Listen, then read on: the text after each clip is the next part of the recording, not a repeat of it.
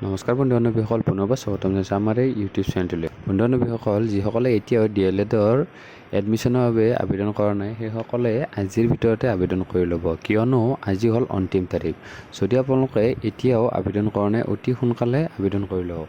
আপোনালোকে এতিয়া দেখাই দিওঁ যে অফিচিয়েল নটিচনত কি মেনশ্যন কৰিছিল যে আপোনালোকে কেনেকৈ আবেদন কৰিব লাগিব, লগতে আপোনালোকৰ কোৱালিফিকেশ্যন কেনেকুৱা ধৰণৰ লাগিব।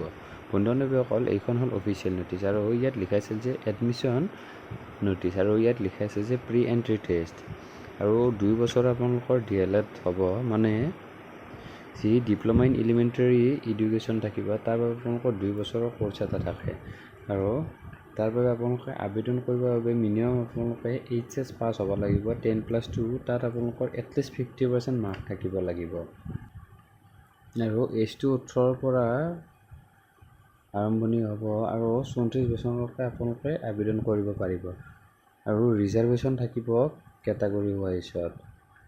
আৰু এপ্লাই কৰিবৰ বাবে এইটো আপোনালোকে SCERTPET.co.in আপোনালোকে আবেদন কৰিব লাগিব আৰু এপ্লিকেশ্যন ফিজ থাকিব 600 টকা আৰু এডমিট কাৰ্ড কেতিয়া ৰিলিজ কৰিব তাতো লিখাই আছে আৰু এডমিট কাৰ্ড ৰিলিজ কৰিব এইটো ৱেবছাইটতে।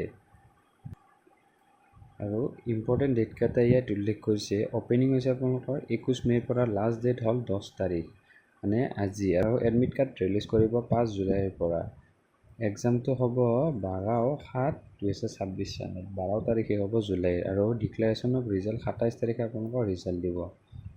আৰু এইখনেই আছিল অফিচিয়েল নটিচ। যদি আপোনালোকৰ ইয়াত কিবা আবেদন কৰাত অসুবিধা হয় তেনেহ'লে তলত কমেণ্ট কৰি নিশ্চয়কৈ জনাব আৰু অতি সোনকালে আপোনালোকে আবেদন কৰি ল'ব, কিয়নো এইবাৰ আপোনালোকৰ বহুত চাকৰি আহি আছে টেটৰ কাৰণে। আৰু যদি আপোনালোকৰ DLED নাথাকে তেনেহ'লে আপোনালোকে শিক্ষকৰ বাবে আবেদন কৰিব নোৱাৰিব। তেনেহ'লে বন্ধু-বান্ধৱীসকল, আজিলৈ ভিডিঅ'টো ইমানখিনি আছিল। যদি আপোনালোকৰ ভিডিঅ'টো সহায়ক হৈছে নিশ্চয়কৈ লাইক শ্বেয়াৰ কৰি দিব। তেনেহ'লে আজিলৈ ইমানেই, ধন্যবাদ, জয় অসম।